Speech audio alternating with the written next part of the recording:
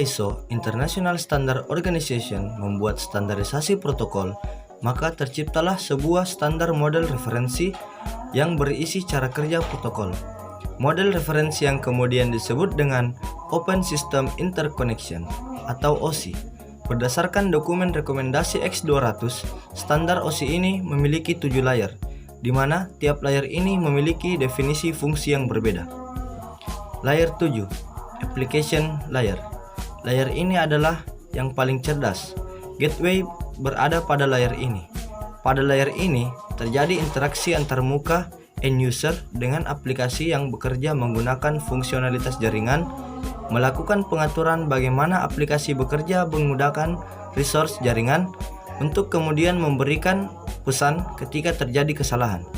Beberapa service dan protokol yang berada di layer ini, misalnya HTTP, FTP, SMTP, Telnet, dan POP3. Bagian 6. Presentation Layer. Pada bagian inilah, layar dapat mengubah bentuk data yang akan dikirimkan oleh aplikasi jaringan menjadi format yang sesuai melalui jaringan. Contohnya, format file yang di-encrypt berupa PDF, JPEG, PPT, dan lain-lain. Bagian yang kelima, Session Layer. Session Layer berfungsi untuk mengendalikan sesi koneksi dialog seperti menetapkan, mengelola, dan memutuskan koneksi antara komputer, contohnya NetBIOS. Yang keempat, Transitory Layer. Tempat berbagai macam data yang akan dikirim dipecah-pecah menjadi beberapa bagian dan diberi penanda sesuai urutan, dan penanda itulah yang akan menjadi petunjuk apakah data yang diterima secara utuh atau tidak. Contohnya ketika kita mengirim sebuah email. Masuk lapisan 3, Network Layer. Network Layer memiliki tugas dalam mendefinisikan alamat IP atau Internet Protocol. Hal ini membuat setiap komputer akhirnya dapat terhubung dengan satu jaringan. Bahkan tak hanya itu saja, Network Layer juga berfungsi untuk melakukan proses routing serta membuat header pada paket-paket data yang ada. Masuk lapisan 2, Data Link Layer. Ketika proses transmisi data sedang berlangsung, maka akan ada potensi terjadinya kesalahan.